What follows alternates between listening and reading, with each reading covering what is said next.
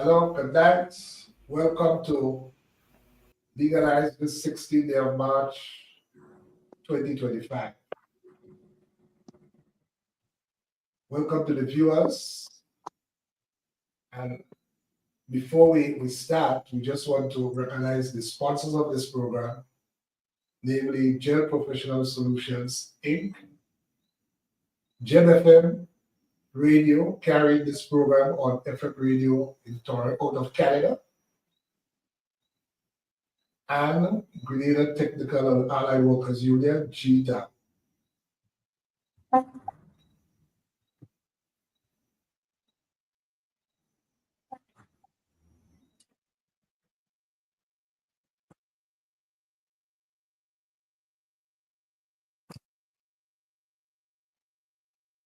And then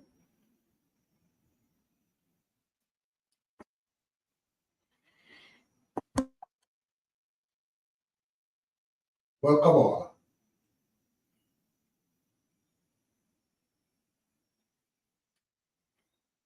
There have been developments in the Parliament of Grenada and the parliaments of several Caribbean countries which have prompted this program today.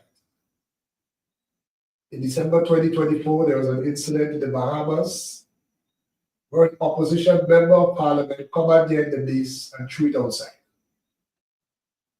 The base symbolizes the authority of the crown in parliament.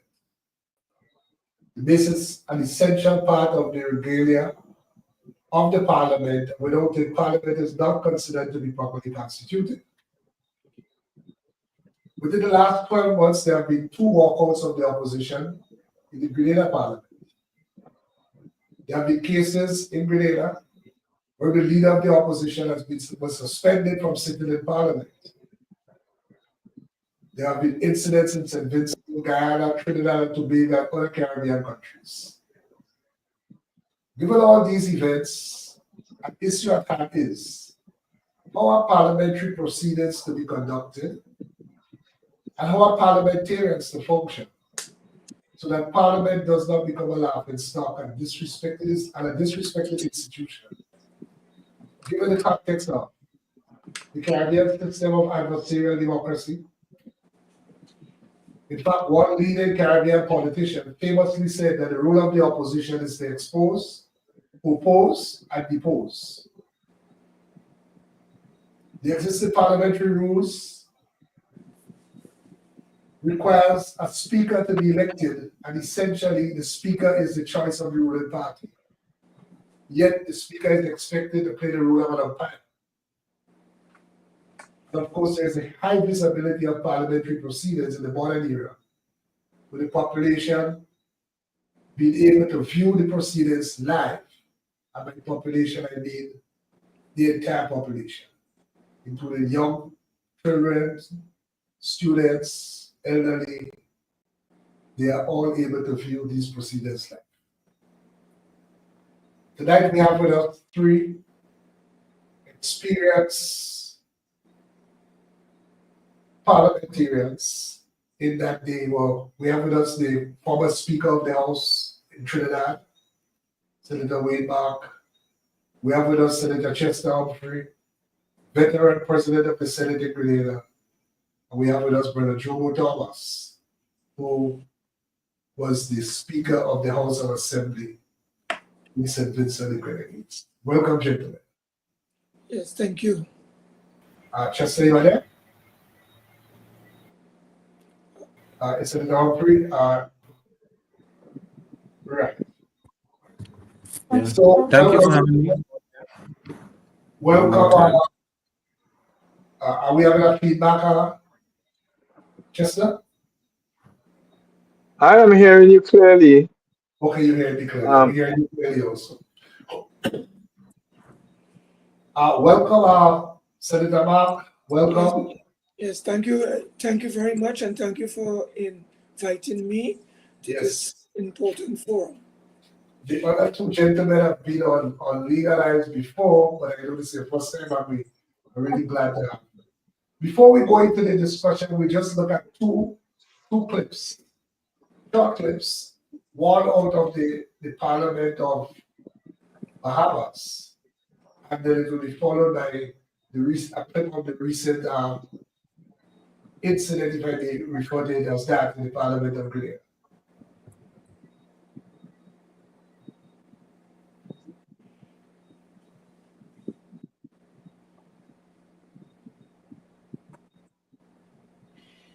It seems that we have some technical issues getting those clips. Minister of Finance. We need to take the one on the Bahamas.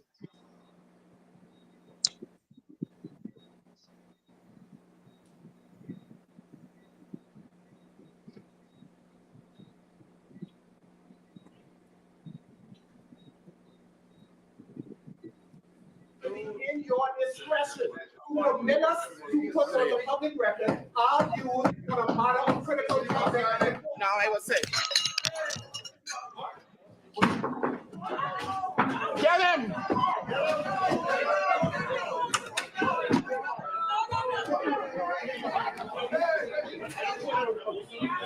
Ah, my.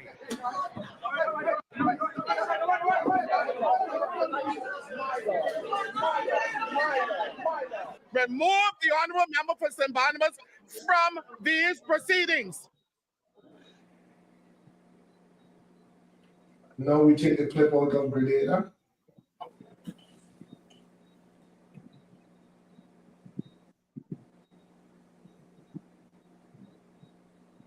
Because, Mr. Speaker, the Minister of Finance got up and started to move the motion to close the debate. And that is his fundamental right as the Minister of Finance. We are all equals here in this house, you know. Different whether Minister Prime. Yes, Mr. Speaker. It's a serious statement, Mr. Speaker. Yeah, and I really wish that we need to obey the rules of the House. Members of the opposition who are members of the New National Party walked out of Parliament while the Prime Minister was wrapping up the 2025 budget debate, citing violations on the government side of Section 40 of the Standing Order. Basically, I think the Speaker is the number one defaulter in all this.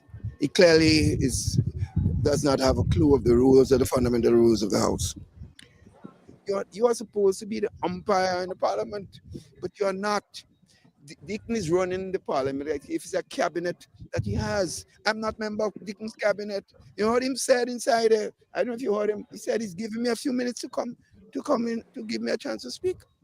He wants to give me a chance to speak. Come in, he couldn't even insult him.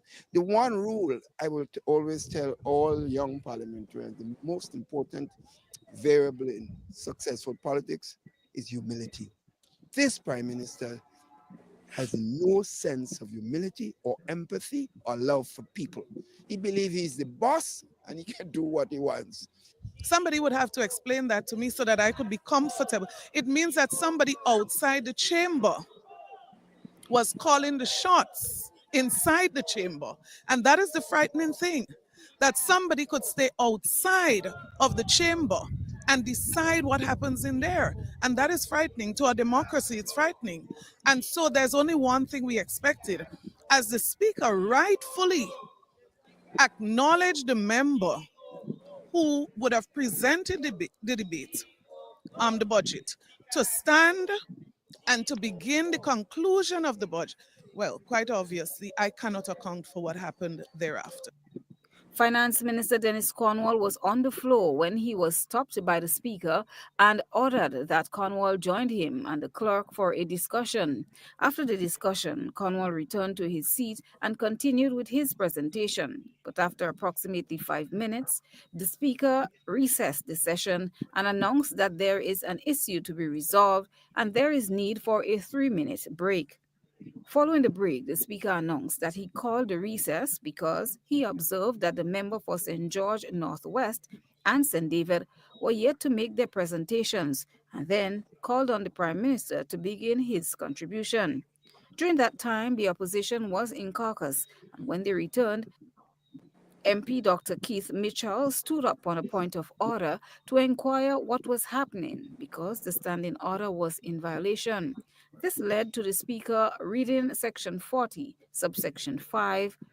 He said that the Prime Minister will be closing the debate because he made the decision. Now, let me just read it for the benefit of the House, right? We're talking about the standing orders. And you will see it's not the minister, it's the Prime Minister who made the decision. I'll read what the standing order says. I'll read it for the hearing of everyone. No, Dr. Mitchell, the Speaker is on the floor. Let me do what I said I'm doing. Well, Mr. Speaker, you're getting mad with me. No, I'm getting mad with you. Yeah, well, I'm on the floor. Mr. Speaker, Dr. Mitchell, let me read. I'm reading the rules. Mr. Speaker, you're an umpire. Dr. Mitchell, I'm reading the rules. Allow me to. An umpire. You are not a member of the Dr. government. Mitchell, standing orders 40, subsection 5. I want everybody to listen. The minister finally concluding the debate whether the Prime Minister, the Minister of Finance, or any other minister designated by the Prime Minister, may speak for 1.5 hours in addition to his earlier speech on the budget if he had already so spoken. The opposition said a decision will be made after they meet. Supporters outside the compound is calling for the Speaker to be removed from his position. Well,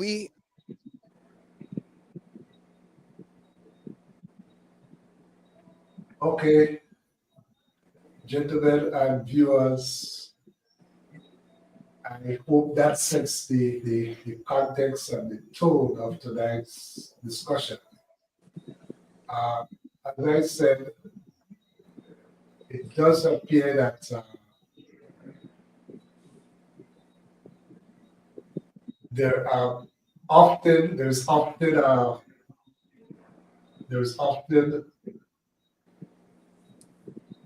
exciting events, if I may put it that way, in our parliament.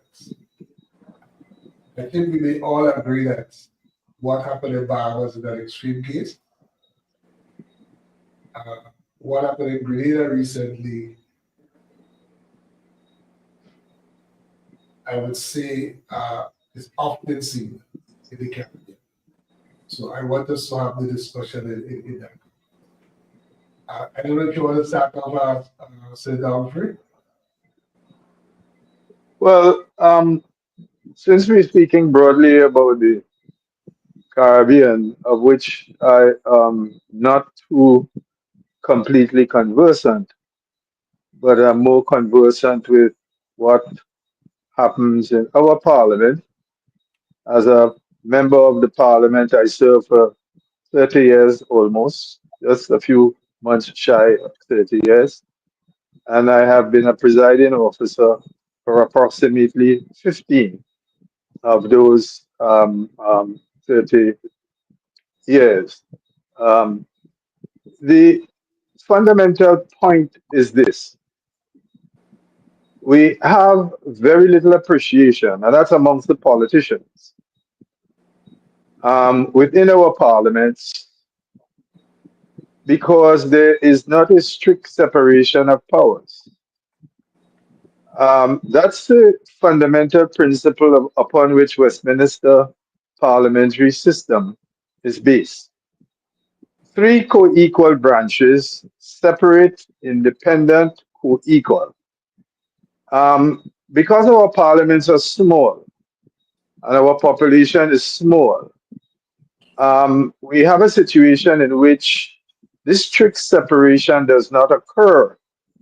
So in the case of the NNP, for example, NNP sitting in parliament sits both as the executive and as parliament at the same time. Because all those members who are in the parliament, certainly within the House of Representatives, are also members of the executive, right? And there are no backbenchers, or if there are any, very few. So that blurs the conceptual clarity that is needed. Now, when you put on top of that a speaker who is not conversant with the rules, what you have is a creeping into Parliament of the political culture.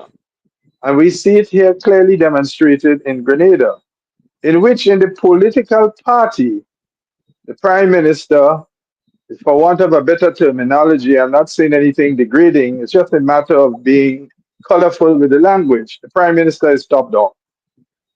In parliamentary language, he's the first amongst equals. But our system allows for a long perpetuation of prime ministership.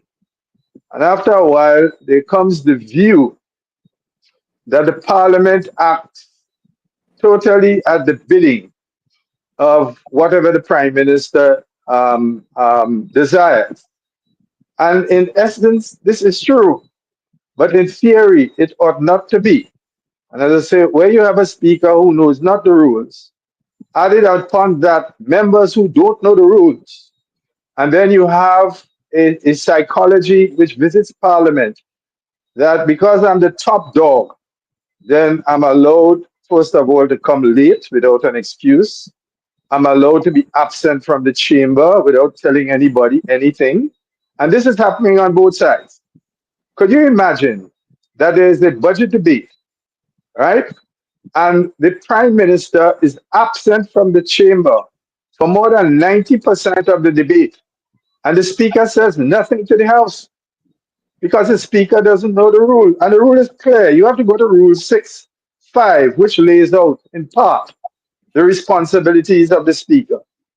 The speaker shall be responsible for the management and general administration of the House. And if he has that responsibility, you cannot have a situation where a budget is being presented, because in essence, although a minister of finance, who may not be the prime minister, presents the budget, ultimately, the budget is the budget. The prime minister takes responsibility for the budget. It is his budget because he is the head of cabinet. Cabinet is bringing to the parliament proposals for the collection of revenue and for the legality to expend that revenue. And the only place where that legality could be had is in the parliament. So you have a situation where the budget is being presented. The prime minister is absent for a house for 90% of the budget. Under Rule 35, which is the normal course of things when you introduce a motion, it's just normal. However, when you come to the budget, and I'm sure my other parliamentary colleagues would agree with me, that the budget is a peculiar time in the parliament. I would say it's the most important agenda item in the life of the parliament, right? And so when you come to present the budget, 35 is not completely set aside, but there are special provisions provided in the standing orders to treat that motion differently from the regular run of the mill motions. And this is why 40 is so important. The problem which arose is as the following. First of all, the speaker, whom I don't know what the facts are, so I'm treading cautiously on grounds here, and I'm subject to be corrected. But I cannot imagine that the speaker would not have known that the prime minister, first of all, would be periodically be absent from the House during the debate. And that is normal and it's expected. I mean, the prime minister has several things to deal with, and things may pop up that needs his urgent attention and he can't be in the chamber. There's nothing wrong with that. But remember, the speaker also has a duty to maintain the decorum. And the proper thing to have done was for the speaker to inform the House that the prime minister, because of the call of duty, right, will be absent from the House periodically. It should also have been announced when the mover of the motion, in this case, the Minister of Finance, the mover of the motion should have informed the House, or the Speaker should have informed the House, that the winding up on the motion, the right to speak twice on the motion, will be reserved by the Prime Minister under Rule 40. And the Minister of Finance was embarrassed because he went in accordance with the normal proceedings when you introduce a motion.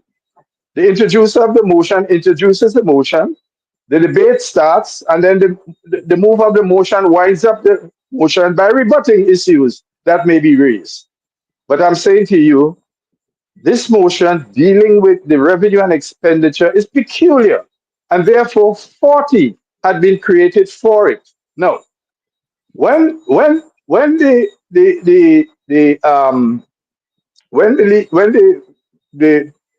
finance minister got up to wind up, the process of winding up the debate begun. When the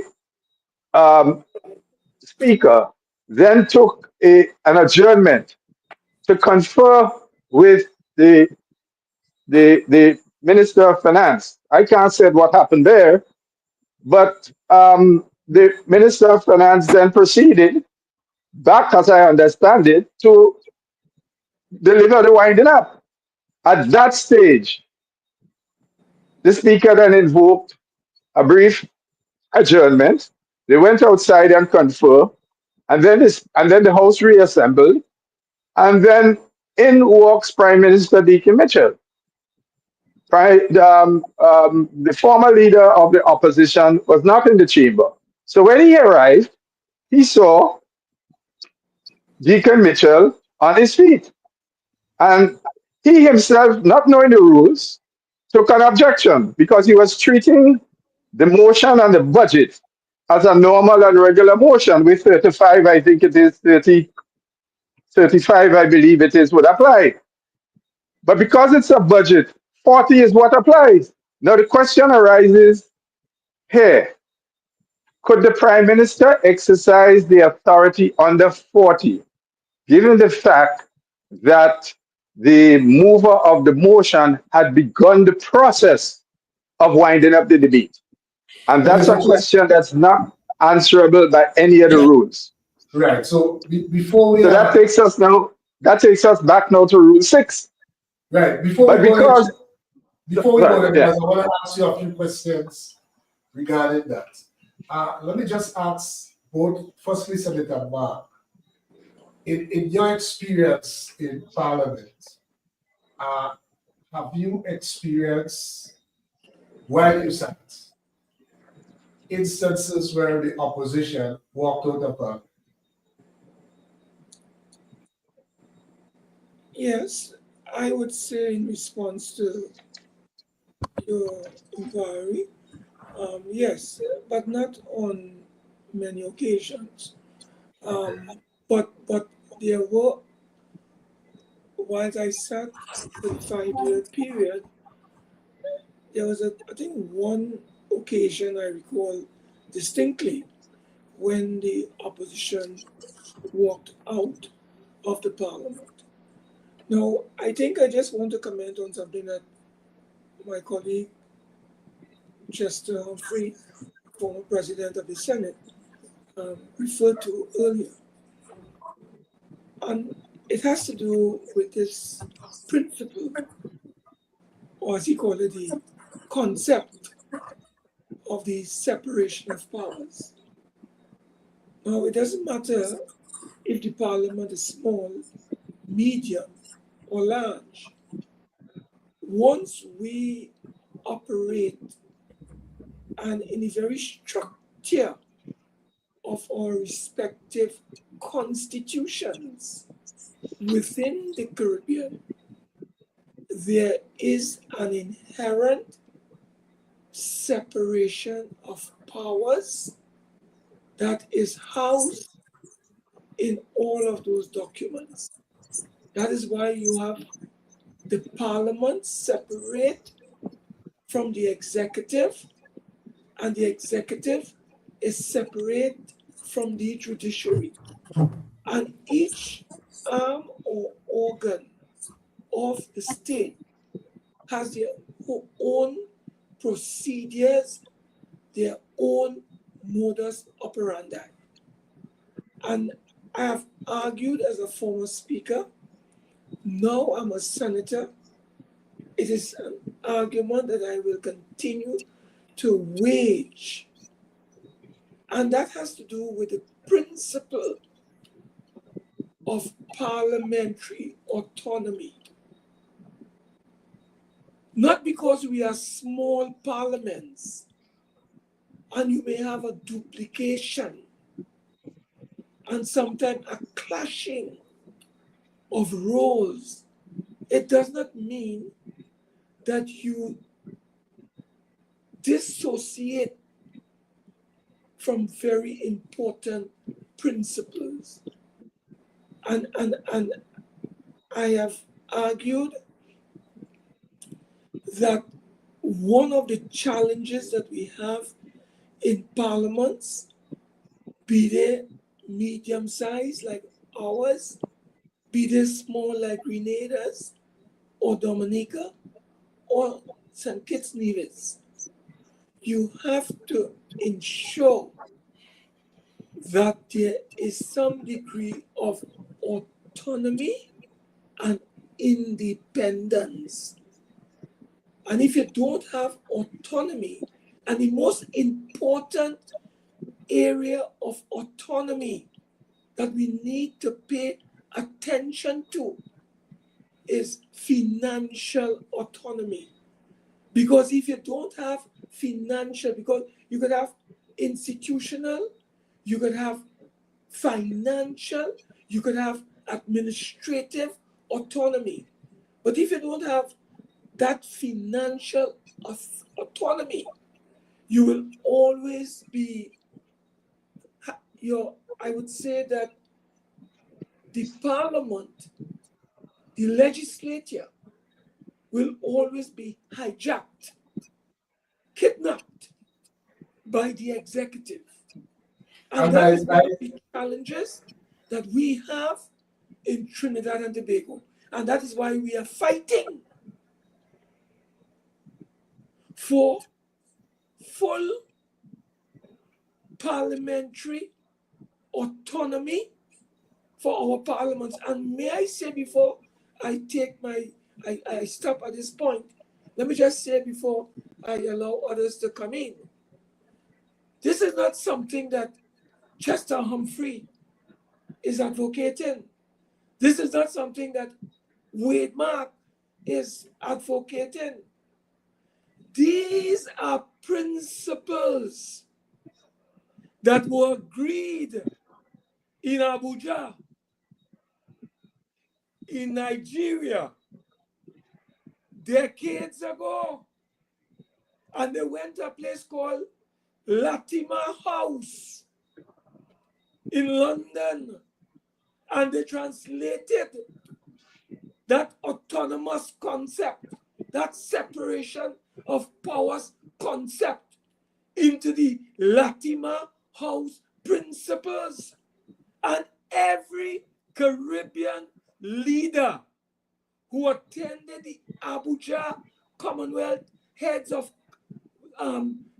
Government Conference back then and went to the Latimer House Conference, their signatures, Patrick Manning, who was the former Prime Minister, he has now gone to the great beyond. His signatures are appended. So we are not begging for independence of the parliament. That is a principle that every Caribbean leader has signed up for. Every one of them. Yeah, so But Senator yet Barros, still, in 2025, we are still begging for parliamentary autonomy. They are refusing to effect the law that's supposed to effect parliamentary autonomy. And they are refusing to give effect to the constitution of our respective nations that has inherent in it the structure of the separation of powers. yeah, so I'll Senator pause Barros, here for a yeah, while and I'll come back again. before you pause, my question to you is, when you speak of financial autonomy, what exactly you mean and how is that? When we talk about financial autonomy, we simply mean that no parliament worthy of its name ought to be dependent on the executive through a minister of finance for its allocation. If you go to India, if you go to Australia, if you go to England, if you go to Singapore, there is that ability where they have financial autonomy. And when you translate financial autonomy, what it comes down to is simply this. We in the parliament, if you have financial autonomy, we will get our clerk or clerks to draw up a budget for the parliament. That budget is debated by the members of the both houses of parliament. And there is a commission that is established under the parliamentary autonomy framework that is made up of a speaker who is the chairman, a president who is the presiding officer, and other important personalities making up that body. And they are responsible for the treatment of everything. You don't have to seek permission from a prime minister or a minister of finance for you to go on a parliamentary mission or a parliamentary visit. You don't need cabinet approval to do that.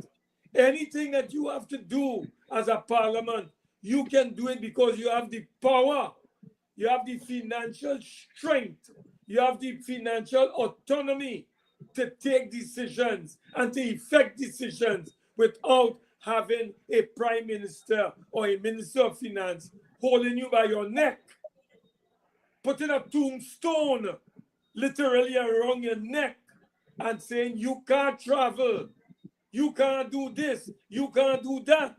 And when they have cuts in the budget, you have to be at the mercy of these people. That is slavery. That is not autonomy. That is not independence. And that is the challenge we have in the Caribbean today, where you have these particular executive arms or organs of the state taking complete control, as Chester said, of the legislature. So they're in charge of the legislature because they call the parliament when they want to call the parliament, how they want to call the parliament, what they want to do when they call the parliament. And we have no say. That is something that we have to struggle against, fight against, and bring the legislation in order to bring an end to this travesty that we call democracy in the Caribbean. Okay, I think I get you now. We'll return later. Joe, my question to you, my first question to you is that in your tenure as... I remember the question. I'm asking it now. In your tenure as Speaker in St. Vincent, did you experience a walkout by the opposition? Yes, I was saying that I remember the question. Yes. Yes. In fact, the opposition in St. Vincent has perfected the art of walking out of Parliament. They walked out quite frequently. But the larger problem with parliaments, and I tend to agree with Brother Wade Mark, and not so much with Chester having to do with the size. I don't think it has to do with the size of the parliament and the fact that we don't have backbenchers. I think the big problem, at least as I see it, has to do with the misconception fostered more often than not by leaders of governing party that they are the head of the parliament. And it comes out in their propaganda, in their radio, in their political stump, some speeches and so on. And in essence, if we understand the parliament, if we understand the rules, we would know that it is the speaker who commands the authority. So when the speaker says, Honorable Member Chester Humphrey, please sit down. Honorable Member, Honorable Senator Wade Ma, please take your seat. That's an authority that should be obeyed. But we see across the region all the time that you don't get people responding to it. And it's even more egregious when it is the Prime Minister who is making a point and wants to disobey the authority of the speaker. Yeah. Let me say,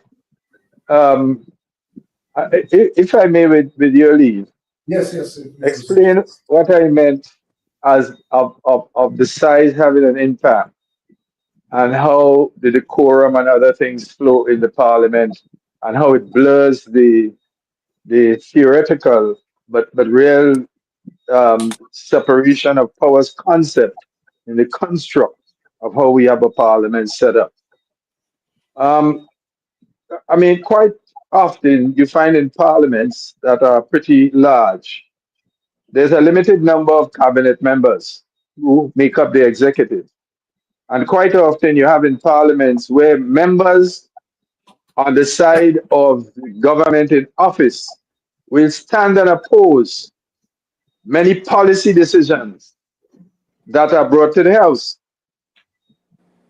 In small parliaments, where almost everybody on the government side is a member of the cabinet, and where resources of sustenance comes as a result of being a member of cabinet, people are either fearful, hesitant, or otherwise shy, and you don't have a backbencher's voice where you could be a supporter of a party, but come to the parliament with a different view and be able to articulate it.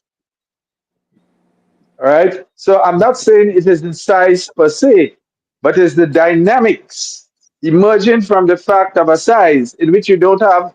I mean, when you speak about a parliament like in India that has what, 2,000 members or 3,000 members, it's just a small proportion of that. Maybe 100 make up the cabinet, right? And therefore people have the independence. Many are able to practice their individual professions and they don't have to depend. Would you believe, colleagues, that is only of this recent vintage for the first time that members of parliament who are members of the cabinet for the very first time got a parliamentary salary? In Grenada, only independents receive a stipend from the parliament. And no member of the cabinet who's a parliamentarian, up until very recently, received any parliamentary emolument for the work of being in the parliament. The only emolument they received was being a member of the cabinet. So you essentially come to cabinet and work for free. And here again, that centralizes you come to parliament. You come to parliament and work for free. Yeah, you come to parliament, and work for free, essentially. Right? And what that does... That holds in St. Vincent as well. Well, yes, the model is the same. It's no different. And you have a situation in which, in our case, well, you see it throughout the region, the level of decorum in the parliament is dramatically sinking. I mean, in Grenada case, we have not reached the bottom level, but the direction is downwards. And that is very sad. It is very sad. And you say, Where even But I prime think ministers believe, prime ministers come to believe that the speakers have no consequence. So the prime it's minister could banter with a member on the floor. The speaker could be knocking that gavel and be totally disregarded. And because it absolute. is the prime minister that is exhibiting that conduct of unbecoming behavior, the speaker is afraid to censor. St. Vincent is Exhibit A. Chester, I take it you're saying that that is a regional trend. Well, it is. Well, we've seen it. We're not Yes, being but told about this, you know. I've We're now seen living a visual world, so we can see it. Yes, You know, that's right. and members are using soft foul language. Shut up! Shut your mouth! I mean, how do you tell how does a parliament function in that kind of atmosphere? And the poor speaker is fearful of disciplining the parliamentarian because you can't discipline one and not discipline the other. well, two, well, And therefore, the speaker has to have the strength to be an equal opportunity disciplinarian. yeah. So, and if you don't have that strength, you really should not be the speaker. But you're correct. I've seen it in St. Lucia, where then Prime Minister Chastanet, the speaker was asking him to do something. He absolutely refused to do it. We see it in St. Vincent, where the Prime Minister just goes rogue. We see it all the time. And we just saw, we have seen displays of that in the Bahamas, where the gentleman took the mace and attempted to either threw it or attempted to throw it. I'm not sure if he succeeded, but that happened in St. Vincent before, where one parliamentarian snatched the mace and tossed it. I just, Yeah, so but in other words, I the just point. like to add, Sorry. that the speaker embodies the principles, the norms, the aspirations of the nation when he or she sits in that chair. Because remember, the parliament is the seat of democracy. Without the parliament, you'll have executive dictatorship. So the role of a speaker is absolutely essential. In this regard, I want to proffer two important principles that we should, and aims that we should seek to pursue to bring about that degree of independence to some extent, because the speaker has challenges. But if you want a speaker to be independent of the politician, two things must take place. One, the speaker's emoluments must be a direct charge on the consolidated fund. In Trinidad and Tobago, and I dare say in the Caribbean, the speaker's emoluments are determined by the Minister of Finance. He releases the emolument through periodic releases to the Parliament in order to pay the speaker. So that is one deficiency that we need to address. The second deficiency I think we need to pay attention to is that the time has come for us to elect a speaker by a special constitutional majority. It is my view that a speaker should not be elected by a simple majority. If a speaker is elected by a 3/5 majority, what it does it allows the various political organizations that make up the parliament to look for the best person, to negotiate for the best individual to come forward. Because as someone said earlier, many speakers are living in fear for if they take action against a prime minister. Now, I can speak for Why does the Trinidad. speaker live in fear? I mean, both of you have said that. And I am lost on that point. Yeah. What I'm saying is that some speakers I can talk about Trinidad and Tobago. We don't have that challenge because when I was there, at no point in time as a speaker did I receive any instructions from any prime minister. As you said, Jomo, as the head of the legislature, when we were rehabilitated the Red House, we were in charge of that project. We were in charge of that project. UDCOT was the agency, but we were the managers and the directors of that whole project. And that is how a speaker supposed to be running his, as Chester said, he is responsible for the management and the administration of the parliament. But you find in some instances, the executive would take over the role of the speaker and the parliament. And therefore, a building is rehabilitated, is refurbished. But you know who is the director and the conductor of that whole thing? Is the executive. And in some instances, the prime minister. So I'm simply saying in summary that it is my view that the emoluments of a speaker should be a direct charge on the consolidated fund. And I am also advocating, like in Kenya, like in Uganda, the speaker should be elected by a 3/5 majority of the members of the House. But so, my brother, again, could I just come in? Yeah, you can.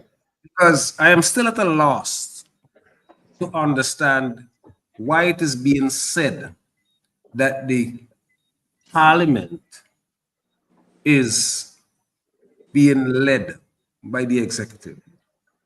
In the 4 years and let me just finish. I'm not going to speak long. In the 4 years and 2 months that I was the speaker, no executive controlled that legislature, none. And this is not to say that people didn't try to influence you one way or the other. But if you are a speaker worthy of its name, then you can't, in the first place, the way in which our parliament was set up and the way in which the parliament broke down, both sides of the parliament thought that I was not giving them what they wanted. And in the end, I was pretty confident that even though one side or the other wanted me out, they did not have the vote to get me out. So I simply charted a course, which was to try the best that I can to represent the interests of the people of St. Vincent and the Grenadines, not ULP or NDP. Jomo, may I ask, how is the speaker elected in St. Vincent? The nomination goes up. I got a nomination from when I became the speaker in December of 2015. If my memory serves, Prime Minister Gonzalez nominated me. And for one thing, and it's a point I think either Chester or Brother Mark make, you're almost a shoo-in. Well, Brother Mark was making the point that the speaker should be elected by more than a simple majority. Because when I got in, it was 8-7. And once the Prime Minister nominated me, I was almost certain to get in because They had 8, but my nomination also won some support from the opposition benches. I asked that because you said that neither party had the strength to remove you. That's why I asked. Right. Well, the ULP could not remove me with a simple majority. They had 51. And you took a certain, you had to have like about 60% of the parliament voting to remove the speaker. All right. So the speaker is elected by majority. Yes. Not a simple majority. Also, the speaker is not elected by a simple majority. No. So in other words, you haven't St. Vincent somewhat in line with what Mark is suggested. Yes. The majority. So Yes. what percentage of the elected members of the assembly? I think it's 60%. 60% is Yeah. required. Okay. Yeah. Okay, because in Grenada, May I just interject a question here? yeah. That is in the case where the speaker comes from outside of the house. Or it matters not whether it's from whether the speaker is an elected member of the house. What is it? Could you clarify that for me? In the last few decades, the speaker was not an elected member of parliament. In other words, I'm asking that question. I'm asking the question. I'm asking the question as to whether or not the removal of a speaker in terms of the amount of the percentage of the members voting for or against, as the case might be on a particular question, in respect of the removal of the speaker. If that 60% is the requisite number required in the case of a speaker that comes from outside of the house. Irrespective. If it matters not. Irrespective. Okay. Matters not. No, Right, okay. because in Grenada, the speaker is essentially and effectively the choice of the ruling party. That's correct. But that is the case. So That's the point I was making. too is the president of the Senate. That is the case. But that is the case in St. Vincent too, because and therefore that is the case in St. Vincent too. Like the speaker gets in based on the party that has the majority nominates him, he gets in. But to remove the speaker, it's not the same construct. Okay, so I asked you that earlier, but you probably didn't understand. So you get in first, but then you have the protection because to get you out, you need a special majority. Yes, and in the case in St. Vincent, we had a razor edge parliament. We had a 8-7 parliament. Yes. So it was that. So you had that protection. Yeah. Yeah, and again, I come back to the whole question of size, because we have had on 4 occasions, all right, in which the parliament was constituted by just one party. And the designers of the parliamentary democracy that we practice never contemplated such a thing to have happened. Right? And as a result, the speaker, the presiding officer, whether it's speaker in the House or president in the Senate, literally serves at the pleasure of the prime minister. Because it is the prime minister who advises the governor general in respect of the president of the Senate, because there are 6 senators on each side, but then the prime minister gets to pick an additional 3 in our case because our Senate is a 13-member Senate, right? So one will become a senator on the strength of the prime minister. And on the other side, will become a senator on the strength of the leader of the opposition. We have been able to alter the system going back in 1990 when the trade union was at the apex of its strength. And we demanded from the political class at the time that we want to have an independent position in the parliament And therefore, the three persons whom the Prime Minister can advise the Governor General to appoint after consulting with such organizations or persons that he sees fit. So essentially, under our system, the Prime Minister, until that 1990, when the trade unions were able to extract a concession from the then ruling party of Nicholas Brafitt, independent senators, unlike in Trinidad, where independent senators are written into the Constitution, in the Grenada thing, it's not, but it has been the practice since 1990. But I'll come back again to the whole question of size, because I cannot contemplate in India or contemplate in the Congress of the United States or contemplate in the House of Commons that one party will have all the members belonging to one party on one side. But it has happened in Grenada, and that again is simply because of size. So there's a lot of dynamics which flow, right, from this size. And well, I think I made that point before, so I'm just being Yes, repetitious here. but But I want us to spend some time looking at the decorum in the Parliament, because yes, quite frankly, this I want to worries come me. to that. I just want to get to this point because I asked a series of questions to basically lead to the point to say that it is more than personality. It has a lot to do with structure in terms of what we see.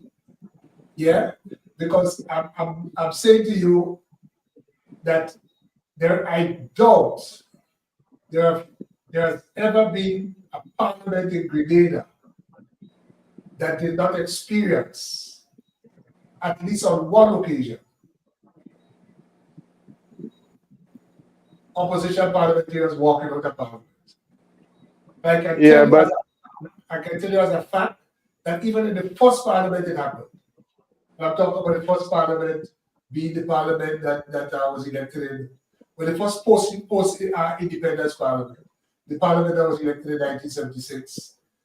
And as we know, it's not only in Grenada, you have that in several other Caribbean countries. In Trinidad, the present opposition has walked out on several occasions. I can remember at least 2 occasions. It has happened in St. Vincent, St. Lucia, in Guyana, in the Bahamas. So it has always. Yeah, but if I may interject here, the act of walking out of the Parliament is not unusual, and it is not necessarily a breach of parliamentary decorum or any rule. It's a legitimate form of protest. It is a legitimate form, an accepted legitimate form of protest, which ought to be resorted to when there is some significant breach in some grave procedural unfairness, right, that has occurred in the Parliament. In the instant case of the budget debate, the rules were not broken. I mean, and what that tells me is that those who claim that the rules were broken themselves are not conversant with the rules. Why you say the rules? Because they were relying on 35, totally oblivious of the powers in 40, and they were treating the motion. What does 40 say, Chester? No, 40 gives the Prime Minister the right to determine who should wind up the debate. But fairness and respect for the House. You have 40 there with you? Yes, I have it with me. Could you read it, please? I can read it for you. 40 says, sorry.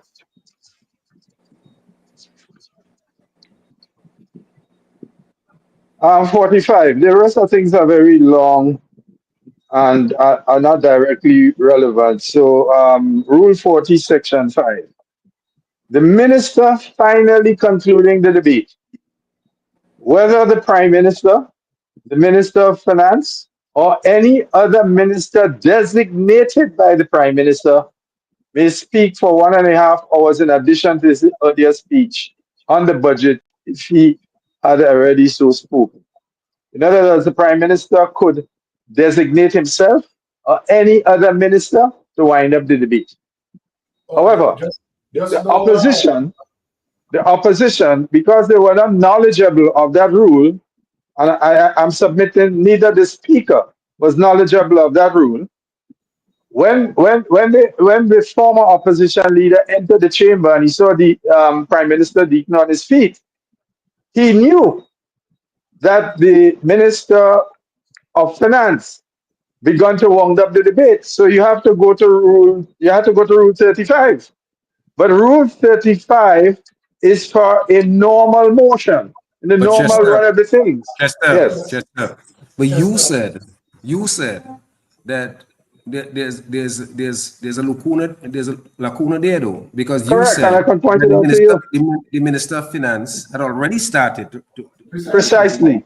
Right. So the question that had to be answered was, because the Minister of Finance had begun the process of winding up,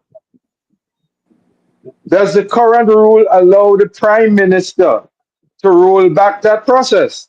And No. I'm saying Rule 40, upon which he relied, is silent. And because it is silent, had the Speaker knew the rules, he would then simply have turned to rule number 5. And rule number 5 says, in section 6 of rule number 5, it says, the decision in all cases in which these standing orders do not provide shall lie within the discretion of the Speaker Yes. and shall not be open to challenge. So the Speaker, when he announced, but you see, the Speaker did not know the rule, because they came back into the chamber and the Prime Minister started speaking. Yeah, but And when the former opposition, right, and that is what led to the debacle, because the former opposition leader, not knowing the rules himself, thought that this motion was a regular motion under 35, but it wasn't. No, but It's a motion under 40. Just in all fairness, I think in the clip that was played there, it was said that the former Prime Minister said that what he was relying on is Rule 40. Not so? Yes, but the question must arise. The process had already begun. I don't think And it's fair because winding up the motion had already begun by the leader of the opposition, who was stopped when he started, and which is a clear indication that on the government side, there was no coordination. The left hand was not knowing what the right hand was doing. Yes, but, So when but listen to me. Listen to me. I don't think it is fair to say that the former Prime Minister didn't know the rules, because he pointed the rules. No. I'm not saying that at all. That's not what I'm saying. I'm saying the Speaker, right? And in fairness to the House, if the Prime Minister intended to wind up the debate, the mover of the motion should have said that to the House, or the Speaker should inform the House and save the Minister of Finance from the embarrassment of proceeding to wind up, called by the Speaker, went back to the table and continued, and then the Speaker took the adjournment and went out with the clerk. But you also said repeatedly that it is clear that the leader of the opposition did not know the rules. No, because he was operating under 35. But I'm saying because this is a special, Just the former Prime Minister said in the clip there, Rule 40. That's what I recall. To me, that is the correct rule. I take your point about Rule 5. I believe there's a lacuna in the rule, there's a gap, in other words. Right? That's correct. That's correct. But in my view, that general power given to the Speaker is not applicable in this situation. However, the Speaker having decided that he will move in that particular way, it's like when you say sometimes a final court could be wrong, but it's final. So there's no appeal. Yeah, so this is what I'm saying. We have to deal with the whole question of the decorum and one's conduct in the Parliament. It's a connected matter because it's a trigger to this issue. right? But anyway, I mean, I am there are I am not opinions. So sure. I am not sure that decorum is the central issue to the breakdown of parliamentary procedure. I think that it is the weakness of the speakers whom we have, or correspondingly, the speaker who goes in thinking that he must kowtow to the governing that's party correct. I'm agreeing with because, you. I'm agreeing. because That's what I'm saying. okay. But what Jomo, the problem is that, as Senator Mark was saying, there are no built-in protections in the system. Yeah? Because first of all, like in Grenada here, you are elected by the ruling party. Yeah? So you lose your position. I mean, if you go in and you stand on principle and you lose your position, you lose your position. This is a human venture. As a human Huh? venture, I said this is a human venture. You are human beings. My good and dear comrade, Jomo, life is not as pure as you think it is. You are That's dealing with certain real realities. And again, the realities of small societies. right. And The that's why realities of small societies, these issues become more pronounced. They are right. amplified by virtue of the smallness of the society. And that's And the why speaker will always have at the back, and the member of parliament will always have at the back of his mind, what do I do at this stage? Always. Especially if the pick of the crop is of a peculiar hue. and that's why Chester, I'm thinking Senator Marks, basically what is really required is to have a structure whereby a speaker has the level of protection, the level of independence, financial independence, organizational independence, similar to that of a judge. But I think we may not need But to get there's also a very important ingredient you're we may not failing need, to enunciate, and that is that the speaker must know the rules.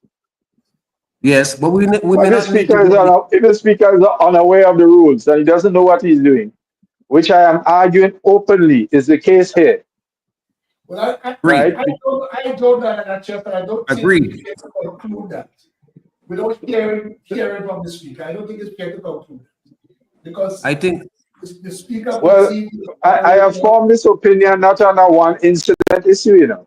This has happened time and time again. I think that we can agree. I think that we can agree that the speaker needs to know the The rules. presiding officer must know the rules. Chester, I think A that judge must know. Sorry. everybody would agree with that. So I don't think we need to spend a lot of time on that. But the point I want to make is that if we look at the British Parliament, we don't see a lot of what we see in the Caribbean in the British Parliament for this reason. For one thing, in that Parliament, the Speaker, even though he may come from the ranks of the governing party, wins broad support across the Parliament.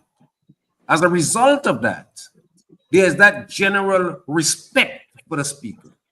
So a member of Parliament may say something knowing that he's going to get tossed.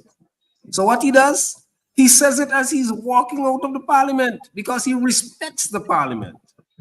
In our Caribbean, our politicians, particularly the leaders, don't have any respect for the Speaker because they think that they nominated the Speaker and the Speaker should consequently work with them. So in our Parliament, for example, you always get the impression that the Prime Minister's mic is the loudest mic. So he gets to drown out everybody else. Or you can't get him to sit down or you can't get him to stop. And then when you have a strong speaker who says, Honorable Prime Minister, please sit down, they get their supporters to go on their radio station and kill you with jabs. But the speaker has to be strong. Yes, the speaker has to be strong. I fully agree with that. But at the same time, the speaker needs to have protection of his tenure. He needs to have independence of operations and so on.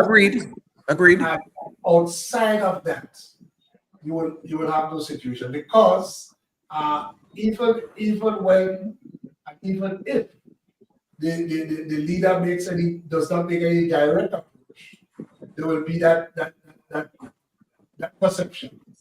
Because the structure we have, as I said, the speaker is expected to be an umpire, yet for all he's selected by the ruling party and he has no protection. Yeah? So basically, But let me reinforce that. Moderator, let me reinforce that point made by Jomo. And he's so absolutely correct on this. A lot depends on the character of the presiding officer. I remember there was one occasion in which, in the House of Senate, a particular member, not on the government side, brought a motion. And the matter went to the vote.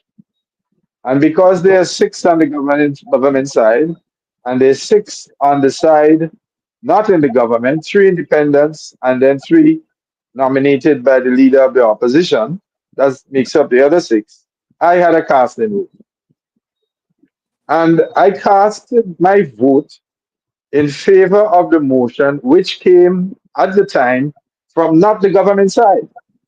The government side voted against the motion, and I utilized my casting vote and voted in favor of the motion while the government side voted against.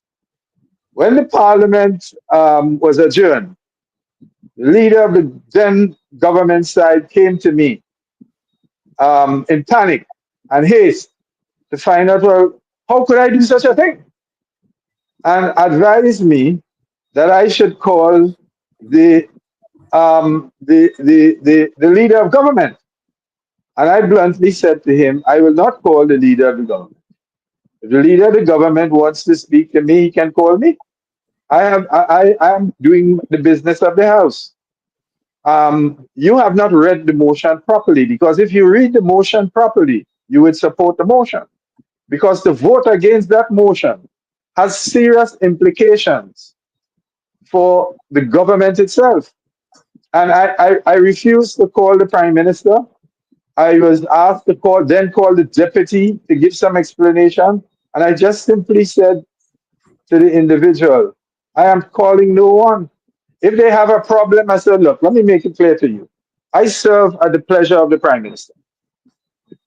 Right? Contemplate that statement I made. I serve at his pleasure. So if there comes a moment when I'm no longer pleasurable for the Prime Minister, he knows what to do. But I have a job to do, and I will do it. Just that the I'm not aware that there are that many, maybe just Jomo and I. Exactly. I'm not aware.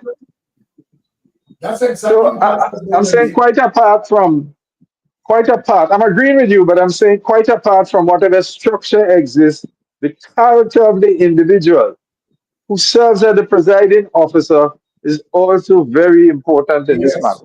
But if you have structure and you have protections, it wouldn't take a person, it wouldn't be only you and Jomo. You might have 100 or 50 or 1,000 more. That's just the point I'm making. Let's just take some comments from the chat. And let me just say, there's also a telephone. If anyone wants to participate by calling in, there is a call-in number. We just ask that be respectful, no personal attacks, make the point, and make the point briefly if you call. I will just take some comments from the chat.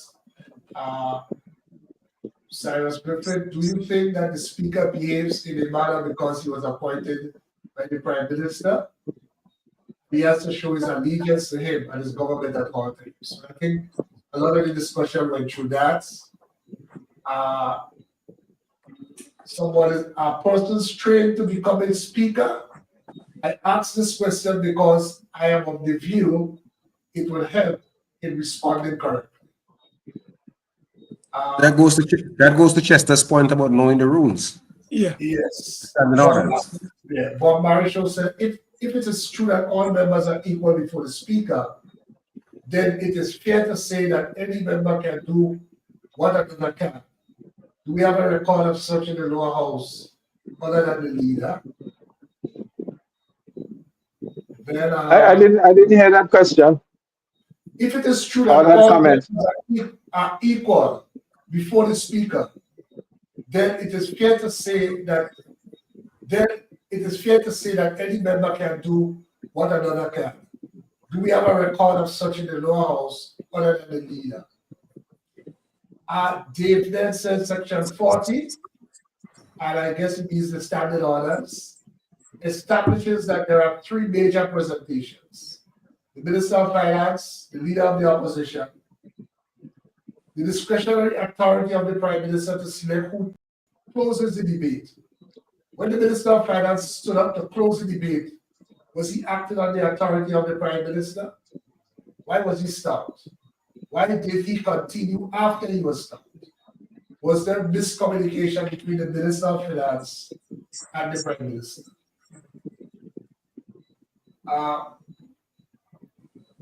Well, I don't think any of us could answer. 33 protects the Speaker of the House, and that 33 of the Constitution when he has to go on. What is it? He didn't complete it. Oh, I'm saying it is difficult for us to know. It is difficult for us to know why after the first engagement between the Speaker and the Minister of Finance, that the Minister of Finance resumed the winding up of the debate. It is difficult for us to know that. It is also difficult for us to know, and I don't have any information, when the Speaker took the adjournment and went to consult together with himself and I think the clerk with the Prime Minister. It was difficult to see what was said. But what we knew and what we saw is the Speaker came back well armed with the knowledge of 40. And it's only a matter of conjecture here by me. Are you assuming that he was not so armed before? Well, that's quite a provocative statement, but all I'm saying is this: it would have been proper and fitting for the benefit of the House, for the House be informed prior to the event that the Prime Minister would wind up the debate.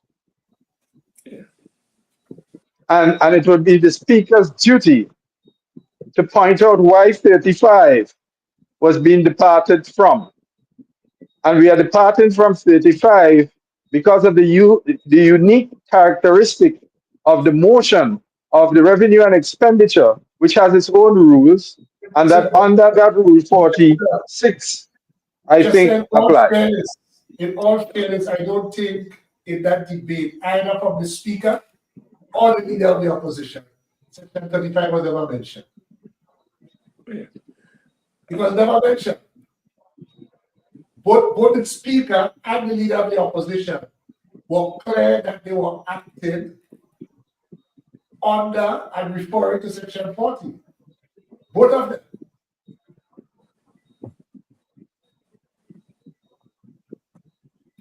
So I don't think it's clear that the Speaker was unaware of the rules there. No, I have to disagree with you. Okay. I really have to disagree with you. Because when former Prime Minister Mitchell. What are you disagreeing? The factual statement that Section 35 was not mentioned? No, I'm saying to you that when the interventions were made by the former Leader of the Opposition, he was saying he's never seen such a thing. That one person started to wind up the debate, and now a new person has just taken over. He's never seen such a thing. Is that well, you could play back the clip. No, I'm asking you that's an incorrect statement. If it's an incorrect statement, you ever experienced? Yes, it's incorrect. Because while 35 sets that out as a normal procedure, 40 changes it and gives the authority to the Prime Minister to determine who will wind up the debate. Just, This is why it was being said. I don't think This it's is why it fair. was being said. The occasion was being treated. I don't Because think let me that tell you, the fair. existing leader of the opposition said that she'd never seen anything like that before. One person started to wind up the debate, and then all of a sudden another person comes in, So and the Prime Minister was accused. I'm asking you, Chester, have you ever seen that before? Seen what before? The Prime Minister winding up a debate? Huh? Yes. Yes, I've seen the Prime Minister winding up a debate. No. That's not the issue, No. Chester. Layne, I don't think you are being the unfair both to the Speaker. That's my position. I'll be unfair both to the Speaker and to the former leader of the opposition. Because What? the 35 never came into that. It was always Listen to well, is it either I don't I am saying they were operating. Look, well, if you play the clip again, you can see it, you know. Okay. If you play the clip again, when Dr. Mitchell came in and took objection, he took objection to the fact that the Prime Minister was now winding up the debate with the Minister of Finance having started to wind up the debate. That is what he took objection to. So I'm asking you, Chef, if you have ever seen that And before. this is why the speaker kept repeating, let me read for you section 40. Because when Dr. Mitchell made the intervention, he was making the intervention on the basis of what normally happens with the mover of a motion. Chef, And he was rather surprised. We have to disagree on that because I think you are being unfair to both gentlemen in your pronouncements on that because I think well, let's play the clip. The speaker was operating on the premise that the Prime Minister could determine who concludes the debate. The leader of the opposition was operating on the premise that the Prime Minister, the Minister of Finance, and or any other minister designated by the Prime Minister could conclude the debate. So he was operating on the premise that once the Minister of Finance started and he rose, he had commenced the conclusion of the debate. Well, that's what I said to you. And therefore I said the question which arose under 40 is to whether or not the Minister of Finance, having begun the process, whether or not that process was reversible under 40. But I agree with you. And I'm saying 40 is not clear on that. So Yes. what the speaker had to do was to rely on 5. But we could disagree on things. I think there is a gap. Well, and if the speaker said that's what rules are for. If the speaker said he was relying on 5, that would have been the end of the matter, but I don't think that would have been a correct reliance. Because then he can wait for a rule. Well, what this raises in my view is the issue of learning from experience, making the changes, and filling that gap. But I think you are being unfair to both gentlemen in terms of the position you're taking on this issue. Well, so be it. I still hold my position until a higher court decides. No, Mr. Moderator. May I? Yes, sir. Yes, sir. You can come in. Mr. Moderator? Yes, sir. I just seeking some clarification. Yeah. Can you tell this panel whether a motion in that budget debate was moved by the government side for the consideration of the House, which would have... Yes, it was moved by the Minister of Finance. So he moved that motion? Yes. And it was put to the House? Well, he began the process. He moved the motion and the debate began. Everybody all who were present in the chamber spoke, except 2 persons, because they were not present in the chamber when the final person in the chamber spoke. Both were absent from the chamber without reason. Okay. The chamber was not aware of why the prime minister was absent, and they was not aware of why the Dr. Mitchell was absent. Okay. And because he was the mover, he moved under 35 because 35 says this: Okay. no member shall speak more than once on any question, except in committee, in the case of a mover of a substantive motion or the member in charge of a bill in reply. Okay. Chester, let me And ask the you this. motion was in the name of the Minister of Finance. Chester, can I ask you this question again? Because based Sure. on what I heard and the clip, I never heard Section 35 being mentioned. All right, so then you answer. I'm not saying it was mentioned. I don't know unless I'm not being clear. I'm not saying that 35 was mentioned, but I'm saying to you, when the Minister of Finance got up to close the debate, he was operating under 35 in the normal course of things. Section 40 also gives the Prime Minister, the Minister of Finance, or any other minister designated by the Prime Minister. Right. So if he knew, so my question to you then, why did he stand up to move the debate if he knew that the Prime Minister was winding up? Well, I don't know that. Look. This is not rocket science. So we can make inferences, logical inferences. And this is what I'm doing. Logical inferences. So the inference is he proceeded in the normal course of things because that is what is normally done. He was the mover of the motion. What is interesting is that the speaker, when he had to address the issue, he did not speak of 39, he spoke of 40. Yes, because the former Prime Minister also spoke of 40. Yes. Remember when the objection was made? The objection was made on the thing that I've never seen this occurred yet. And I'm saying to you, when 40 was introduced, it was introduced on the basis that the Prime Minister had such an authority.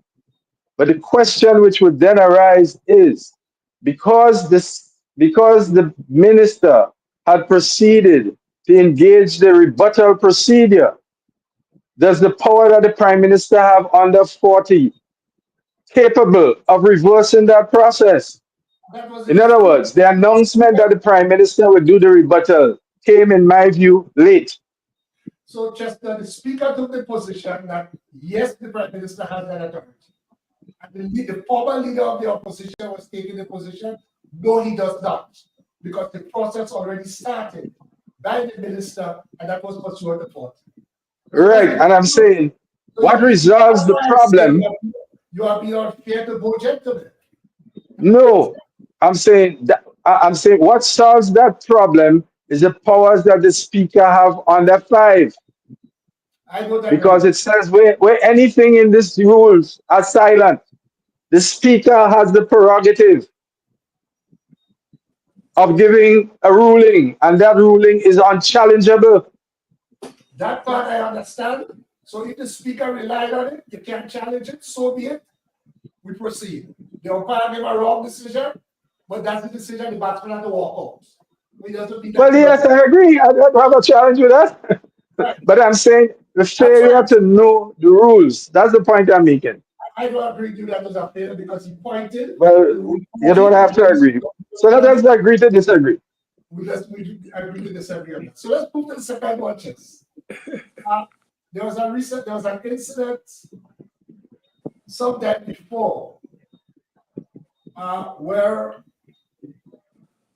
there was apparently a photo taken on the screen of one of the parliamentarians, and there was a lot of debate on this issue in the country. It was publicized in social media and all of that. I think you have made some pronouncements about it. The opposition was very upset about it. The Prime Minister disassociated himself with it, so that was very clear, the government side and the opposition side. Both took umbrage to that kind of conduct, but I think you had a particular position on it. Senator Mark, are you aware of the issue? No, I'm not aware of that issue. What I can tell you is that that is not permitted in our parliament, and if it does happen, the individual can be this matter can be brought to the attention of the speaker, and the speaker can in fact rule on that issue. So it is something that would not be acceptable in our procedures and rules in the parliament. All right. Well, if I could make an injection here. So far, the speaker has done nothing. Absolutely nothing. So what the speaker is doing, he's feeding into the narrative that he's biased. And may I dare say, his failure to act and to do nothing on this issue, right? Because whether you're a photojournalist, a journalist enters the parliament at the pleasure of the speaker. A journalist doesn't enter the parliament to spy, to invade the privacy of a member, right? And to reveal what a member may or may not be doing on a member's communication device. Totally unacceptable. Yet the speaker has done absolutely nothing. At a minimum, the speaker should have triggered an investigation. At a minimum. But the speaker has done nothing. So there is a legitimate perception that the speaker is feeding, right? That if it's something done against the opposition, well, it's right, and I will do nothing about it. In other words, you see, look, a presiding officer must not only conduct the processes fairly, but he must give an appearance that fairness is there. He must carry himself in such his deportment must be such as Speaker Thomas said, that he can engender the confidence of both sides of the house, right? And this speaker, his tonal language, because people communicate in a multiplicity of ways. You can communicate directly by voice, but also the tone of your voice. Yeah. Your tone of your voice can say how you're feeling. Your body language can say how you feel. And I'm saying this speaker is unpolished, he's brash, he's not suited for the job. And I've come to this point, rather painfully. I've kept it by myself. I've looked at the speaker over time, and the situation is just getting worse. And as I describe what is now in our parliament, is that the speaker sees himself as a lion tamer, and Dr. Mitchell sees himself as the lion. So you will have this perpetual disintegration of the decorum of the House, right? Because as I said, only the last sitting of the parliament, this incident occurred where a member was illegally spied on. And up to today, the speaker has done nothing about it. And that is totally unacceptable. As a matter of fact, the Prime Minister disassociated himself and his government and his party side in the House from it. So here you have the opposition complaining that something is wrong, the government side saying it is wrong, and yet the speaker sits there doing nothing. So now that I've formulated an opinion of the speaker and I have made it public, I know I'm correct. Okay, and so I now understand. So I guess that would have influenced your position on the previous. That's what I'm saying. It's not a one-off issue. It's not a one-off issue. I have not formed an opinion on the speaker on the basis of one issue. Okay. But just Rule 42, would it be relevant in any way in this discussion? Rule 42. Says what? I think it's 42. Yes, it has relevance. What 42 says? Yes, it has relevance. Yes, it has relevance. Rule 42 has absolute relevance because that speaks to the decorum that is required to sit in the hallowed chambers of the House of Representatives. He shall enter or leave the house with decorum. What does the decorum require? When you enter the house, you bow to the chair. You're not bowing to the speaker personally, but you're bowing to the authority and the symbol that the chair represents. And you could disagree with the speaker. You see it in the court of law. Quite often when a judge comes down, you don't come down on both sides. You come down on one side. But you see the grace with which the court conducts its business. Right? You shall not read books, newspapers, letters, or others. And of course, the spine revealed what was happening there. But as I argued earlier on, the speaker cannot take note of what was discovered by the spine, because that will be coming to the court with unclean hands. So the speaker can't take note that the member was in breach of the rules. The speaker has no authority to investigate the member. What the speaker has to investigate is how someone with his position entered the chamber and spied, right, on the private instrument of an individual, which even the police cannot do, because the police has probable cause and has to get the authority from a judge in order to do such a thing. It's a vulgar invasion of privacy for which a speaker must act. Jomo, if that was to happen during your time in St. Vincent, what would have been your reaction?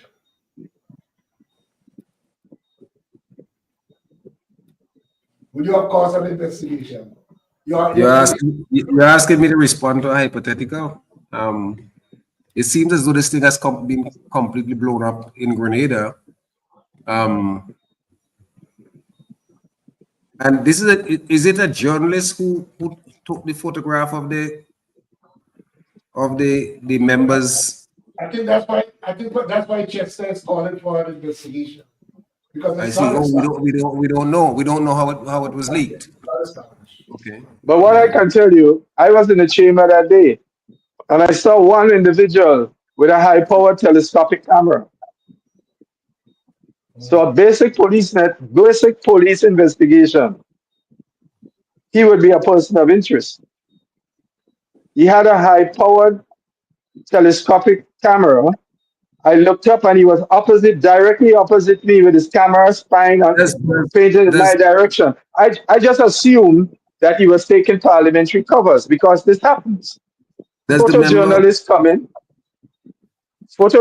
come into the parliament, they take a few shots, and then they go to write a story, and if it's in the news, the television as a case, and I thought that was what was happening. And on another occasion, he disappeared. And when I looked behind me, because that's the time when Peter David was making his first maiden presentation as an independent in the parliament, and he had supporters behind. And when I looked behind me, I saw the same journalist there with the same camera looking in the opposite direction.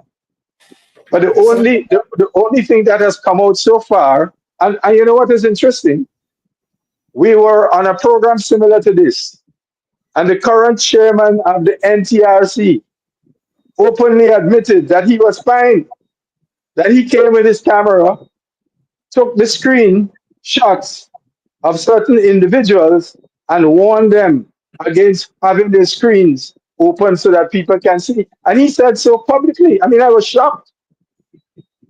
And he was engaged in this discussion trying to give validity to what happened. He was arguing that there was no invasion of privacy, right? And that the member could not complain because there was no reasonable expectation of privacy because the parliament is a public place. Well, I've never heard such hogwash. How was that hogwash? How was that hogwash? Just do you have a reasonable expectation of privacy in a public place?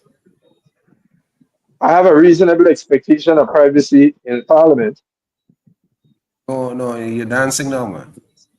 No, I'm dancing. I'm telling you, I have a reasonable expectation because Parliament is a public place, but it's a public place with certain restrictions. But do you have a reasonable expectation? It's more yes, I do. Just I think the bigger issue, in my view, is that of interfering with the operation of the parliament. Because, as you know, there are laws which basically allow parliamentarians a wide latitude, very, very wide latitude. That's why you have laws and parliamentary privilege and all of those things. And in fact, there's something called contempt of parliament.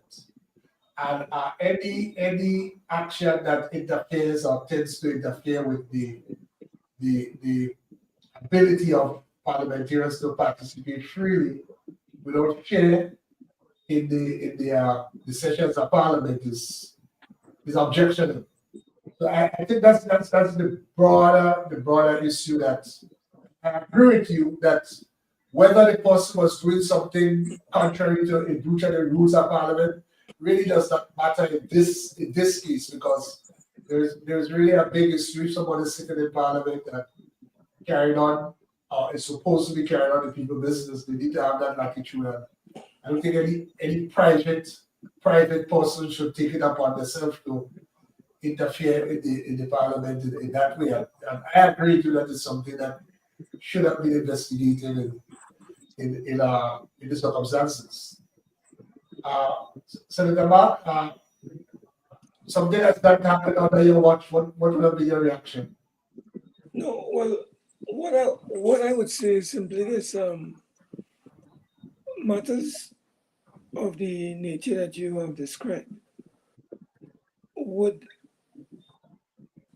require, once it is brought to the attention of the chair or the person who is presiding, or to generate some inquiry and some decision on the part of the presiding officer, because it is a matter that should attract the attention of the chair.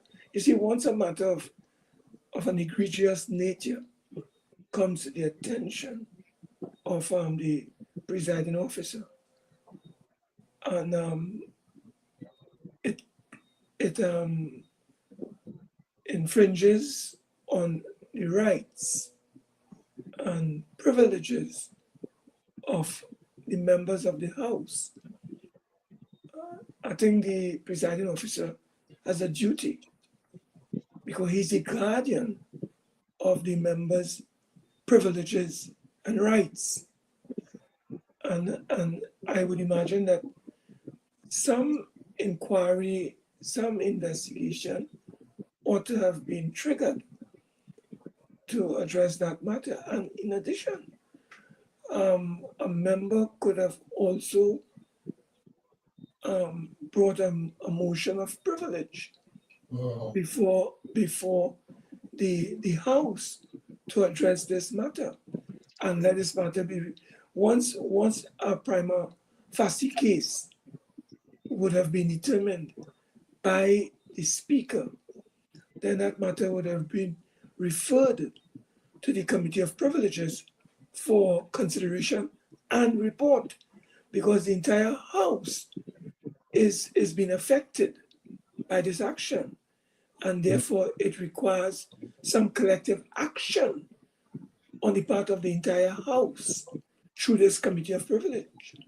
So that is how I would have approached it if it was something that was brought before the House that I am presiding over. Okay, thanks.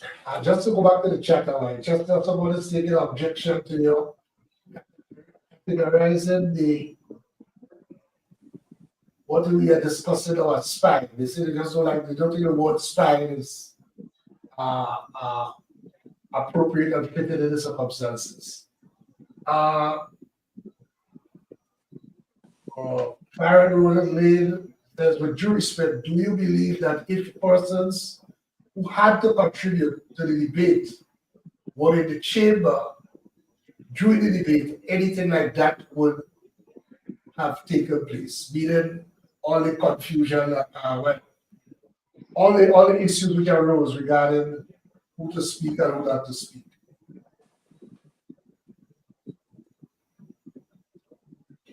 I guess maybe not. Well, again, it's a case of conjecture. Uh, um, Probably not. Mm. It is hard to say precisely, but probably not. Yeah. Okay. Simeon, my co-host came in late because he was actually in the air at the time the program started due to one of the airlines that he had to travel to out of Grenada to attend a conference in Guyana on health and safety matters. This is one of his areas of expertise. So, Simeon, I don't know if you want to come in now with Yes, thank you so much. Thank you so much. And of course, as you said, I arrived late. Inter Caribbean Airlines was 3 hours late, so only reached out here about after 7 o'clock.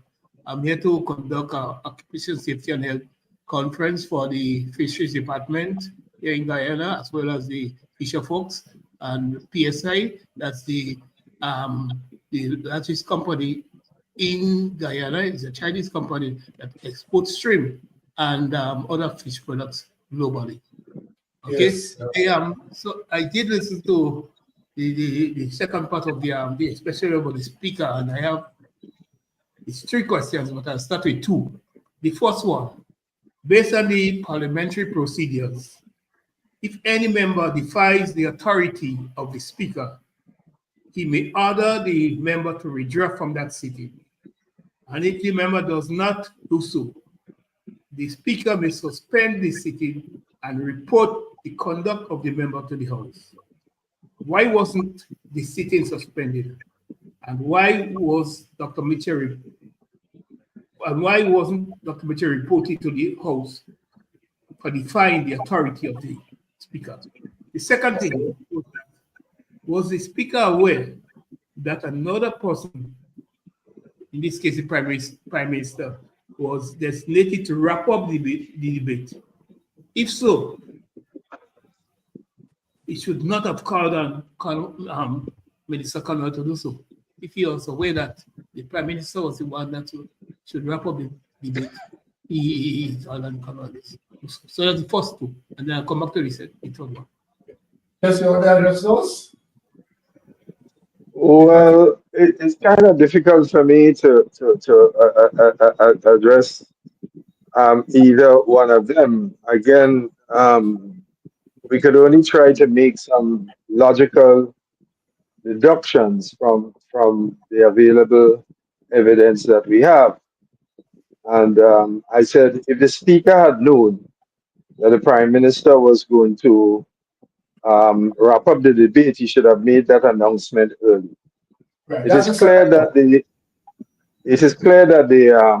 the Minister of Finance didn't know that the Prime Minister was going to wrap up the debate. That much is clear.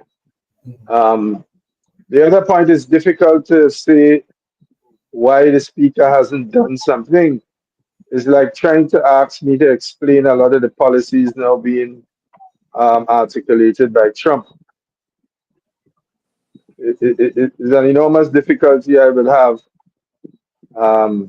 because a lot of these things are, I don't know why the Speaker hasn't done the first thing that you've asked.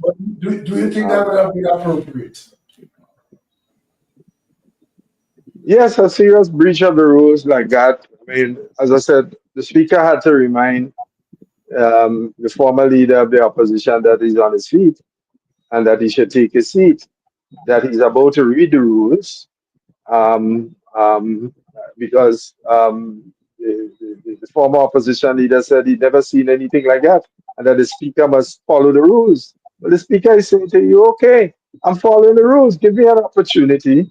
And the Speaker literally had to be begging to be allowed to read the very rules which he's accused of not going by. I mean, the whole thing was just despicable behavior. Okay, so and this is where I come back to the fact that our parliaments are deteriorating, and there seems to be a common thread. There seems to be a common thread, and that common thread is a view that, head of the executive, I'm the boss.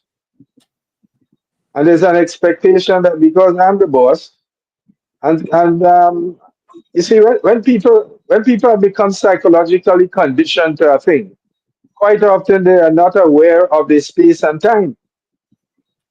So you may not be aware that the situation has changed, and you're no longer the big boss. You're now a secondary boss. But your conduct, because you have never been used to being challenged, your conduct, right? So we are on a slippery slope. And aiding and abetting all of that is what I would describe, and I know you disagree, an incompetent speaker who is No, manifestly unfair. I He's didn't comment. manifestly unfair. I didn't So comment he's on the throwing issue of fuel. public confidence. He's throwing fuel in the fire. No, I said I did not comment on the issue of the competence. What I made on me. What I commented on was I said I think you are being unfair to both the speaker, because you know said it, he was referring to the rules. I think you're also being unfair to Dr. Mitchell in saying that he didn't know the rules. I think you're also being unfair in introducing section 35, which I never want mentioned in all of the discussion. But I don't want us to go back on that. Well, yeah. Anyway,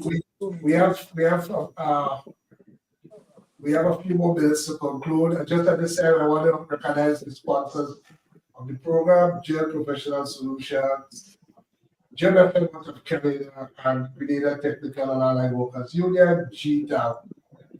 Attention all workers, your health and safety at work are critical. At Grenada Technical and Allied Workers Union, we are dedicated to ensuring you have a safe and secure work environment. If you encounter unsafe conditions or are involved in an accident, take immediate actions. Report it to the company, your shop steward, and make sure it reaches your union. Your health and safety is a priority, and a strong union means a strong voice for your rights. Don't wait. Address concerns right away and protect your well-being. For a safer workplace and a better quality of life, stand with the Grenada Technical and Allied Workers Union. Together, we can create a safer, healthier work environment for everyone.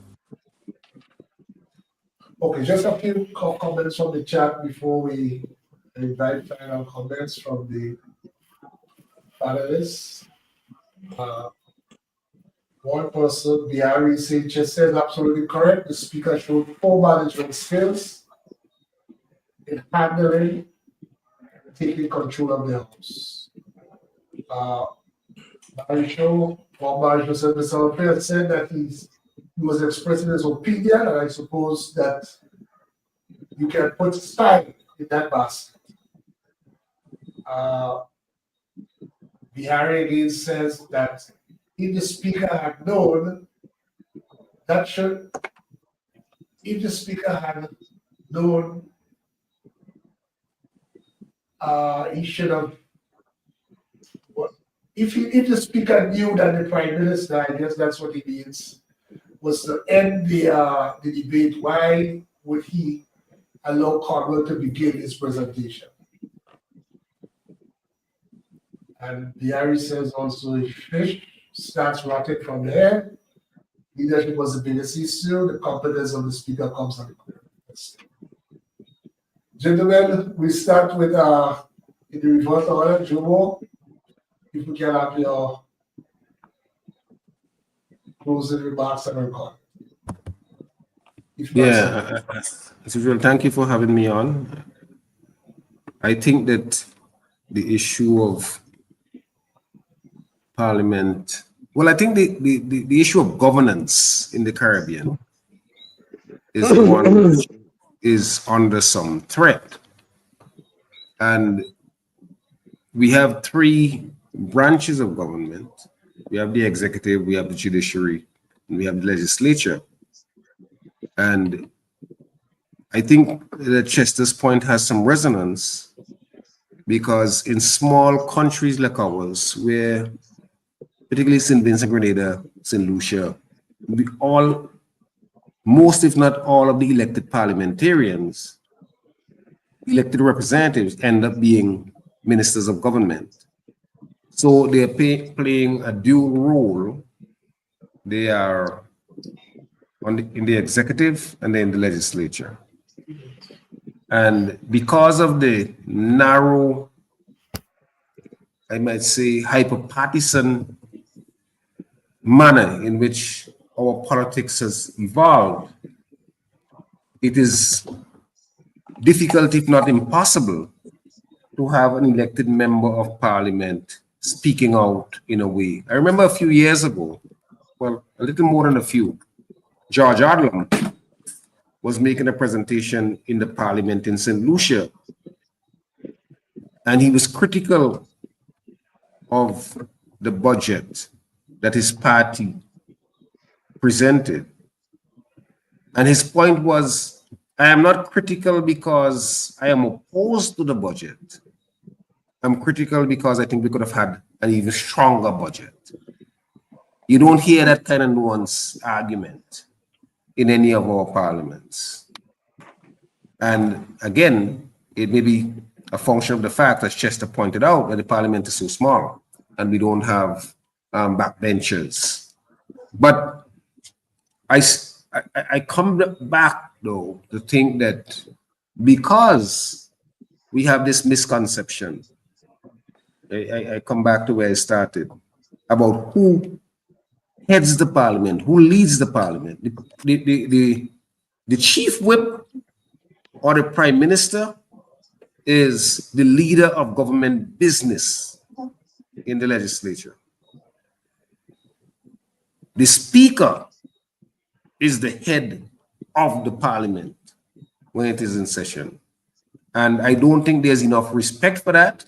And I don't even think that the speakers themselves come with that knowledge that they are really the managerial boss.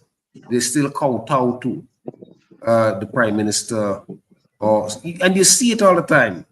Prime minister has 4 hours to speak. Well, in our parliament, I'm not sure in presenting in the budget, and you let him speak for 4.5 hours. Well, in our parliament now, the finance minister would do that. But the prime minister, as prime minister, has 4 hours to speak. Speaks for 4 hours. Other ministers will speak for 1 hour and 15 minutes, and yet you allow him to speak more than the 4 hours simply because he's the prime minister. And I think if the speaker becomes sufficiently strong and you don't want to make the parliament so sanitized that you miss the cut and the thrust of politics, but at the same time, you want to have the kind of decorum that should be done. Because one of the points that I used to make in the parliament is that, look, we can't say that in South Korea, in Japan, or in America, you see people fighting and tossing shoes. I said, them boys rich. They have money. They could do all kinds of things. In our little parliament and our resource staff countries, we need to use the brain power that we have to address climate change, adaptation and mitigation. We need to look at the health problems of our people, unemployed issues of our people. We need to put that collective power. And enough of that is not done in our parliament. Too much banter, too much nonsense, too much foolishness. Senator Mark? Yeah, well, like my colleague Jomo, I'd like to expressly record my appreciation and thanks for being part of this panel addressing parliamentary procedures and within the context of the dignity and the decorum that we should seek to promote in our respective parliaments. I'd like to say in summary that there are some areas I feel that we can pursue to strengthen the democracy, the system of parliamentary democracy, and of course the involvement of the masses, the people in that process. I think one of the aims we should work towards achieving is fundamental parliamentary reform. And in that context, I want to say that we should have periodic reviews of our standing orders. Because some standing orders is that dynamic place and space that we occupy. And as we proceed, you would experience challenges. You may want to introduce changes to address those challenges. So we should have periodic reviews of our rules and our standing orders. We should, of course, work towards parliamentary autonomy in our respective parliaments or legislatures. And I'm referring to financial, administrative, institutional, and financial autonomy. I think that, to my mind, would strengthen our parliamentary system and bring about the kind of respect, independence, and separation that is required, even though we recognize that there is need for some flexibility and elasticity within the Westminster system of governance. The other thing I think I'd like to look at and to proffer is parliamentary education for even incoming parliamentarians, because some people are selected as speakers from outside the parliament in Trinidad and Tobago. In my instance, I have had long parliamentary experience, but there are people who are elected speakers who are not elected members of the House. They come from outside of the House. They have no training. They have no experience and no background in parliamentary practice, procedures, and rules. And they are put at the deep end of the pool to swim. Some of them will die because they can't swim. So I think the whole issue of focusing on some kind of, I don't know if it's a school, I don't know if it's an academic training ground, but there should be some kind of arrangement to give people some crash course, right? Especially if you're a new person to the chair, so that person could learn, although practice is the best experience to understand and the best knowledge to possess at the end of the day. So I think that is another area I'd like to pay attention to, like us to pay attention to. And the final area I'd like to put on the agenda for consideration, we should be having what they call outreach parliamentary programs for our school population, from the primary school, secondary school, and colleges, even up to universities, where we can really imbibe that kind of education and exposure to parliamentary democracy, parliamentary rules, parliamentary procedures, and other facets of the democratic framework. So I think those are the areas I would like to at least leave with you and leave with us this evening as we look forward to further engagements. So thank you very much for the opportunity and the honor and privilege for being part of this experience. Thank you. Simeon, you want to say something briefly before I? Yeah, why not? It's my opinion that the strategy that MPs have been using during a budget debate, everyone wants the last word, whether it's the Prime Minister or the senior position person, you know, when in fact it's the Minister of Finance that should have the last word. This have failed badly. Or the Prime Minister. Right. This have failed. How do you Prime Minister? This have failed. Okay?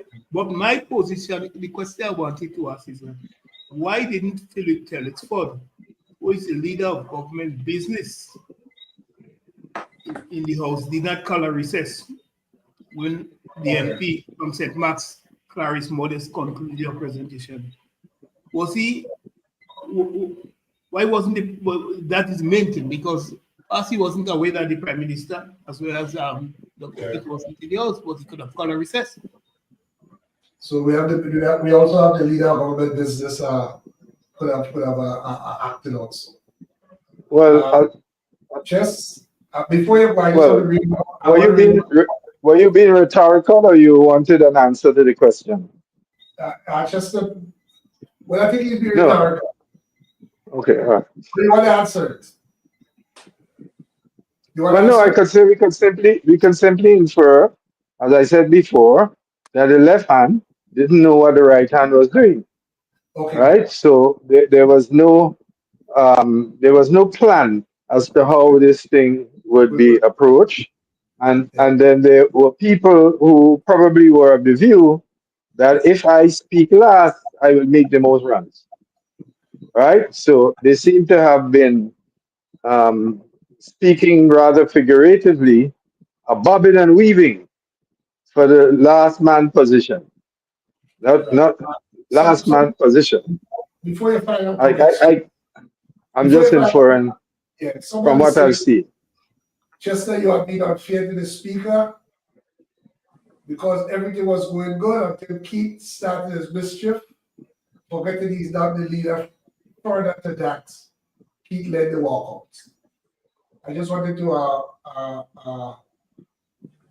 make that point. Just to that, I take that comment. Yes. Yeah, but the commentator is incorrect. The person who was ahead of the walkout was the leader of the opposition. Okay. If you go to the clip, you will see. You're closing. Well, without being repetitious, I think we have to start from early. I understand the outreach programs, we have tried some, but I've always tried to ask myself, why is it that we abandon the teaching of civics in schools? And I've simply come to the conclusion that the teaching of civics is seen as the dangerous education for the population. Because without a knowledge of their rights as contained in the basic document of rights, and without an understanding of the parliament, then power can be wielded unrestrainedly. But I think that is where we need to revisit. We need to make civics a compulsory subject in the schools in the same way as we make English language and mathematics. We need to arm people with the knowledge of the laws and how it's made, and the role of the parliament, and how parliament conducts its business. You can't wait until people reach adulthood to try to teach them that, because at that time, there's little time for the brain to absorb that kind of information. People are hustling, trying to service their mortgages, trying to send their children to school. They're hustling to face the stores to purchase food with high prices. So adults have very little time to consume a lot of that information. That information must be planted in the schools. So the return of civics. The other thing that's important here, nobody borns with the knowledge of parliamentary rules. That's acquired over time. But if you have the infrastructure of parliament, and this is where the clerk at the table is most important. And we have a practice in these parts where clerks are changed every Monday morning. In other words, if there's some problem in some other ministry and you want to sort of dump a senior public officer, you dump him in the parliament as a clerk. And he comes there without a clue of what parliament is all about. We can't afford to be treating the office of the clerk of parliament with such contemptuous behavior by the executive, right? We must have clerks that we trained overseas. We must have clerks who would have built up a storehouse of knowledge of the rules. And the speaker can rely on the clerk. Because as I said, no one is born with knowledge of these rules. You acquire them over time, right? So I think infrastructurally, this is where we have to go. We have to treat the office of the clerk with more seriousness. We have to invest some more capital, and we have to understand that the role of the clerk cannot be done by any public officer sent to the parliament at the whim and fancy of the head of the executive. That the role of the clerk is so important. That storehouse of knowledge of the rules cannot be achieved overnight. So, you know, I coming back to Wade's earlier point about parliamentary independence in that sense. And therefore, that in summary would be the recommendations, I think. I think in Grenada's context, there is time now for a significant review of parliamentary procedures. And that review must be bipartisan. And we are societies with a scarcity of otherwise talent, but there are people who are available with the knowledge and should be engaged to re-examine the rules. And this is where the rules committee should that go into the House. It should be bipartisan, be made up of both sides or three sides of the House. We have three sides of the House now in Grenada. Should be made up of both. And you ought to bring people from outside of the House who have the necessary information. There's absolutely no reason why the Grenada Parliamentary Committee could not invite the participation of Jomo or Wade if it is looking at its standing orders, so that they could bring to bear the St. Vincent experience, and how from the St. Vincent experience, what can we harvest there and integrate in our own experience. The same thing from Trinidad, which is a bigger parliament, right? You know, we have to learn how to cooperate and how because of the scarcity of resources, how we have to be able to thread these needles in a much more productive way, and we have to be more engaging and less partisan. The tribalism is overwhelming us, and it has now become a fetter on the further development of our small societies in a world that is becoming increasingly hostile. Right, and I'll just like to end on with those words. All right. So I want to thank you. Just thank you, Mark. Thank you, Jomo. Thank you, Simeon. I just have a few words, very few. I think I agree with you just about the reforming the rules, the standing orders. But I think that, like with many other areas, all of these discussions just indicate and demonstrate and establish that there is a cry, there is a dire need for us to reform our constitutional arrangements so that we can bring them in line with our 50 plus years of experience as an independent state. And I just want to end on this note and again say thank you very much to all of you. This was an extremely lively and extremely useful discussion. Good night to all the viewers. Good night to all those following. Thank you. Joey, you want to say something? Thank you. Good night. Okay, thank you very much. Okay. Okay, thank you, everybody. Yes, Bye. I was saying goodbye. Okay. Oh, okay.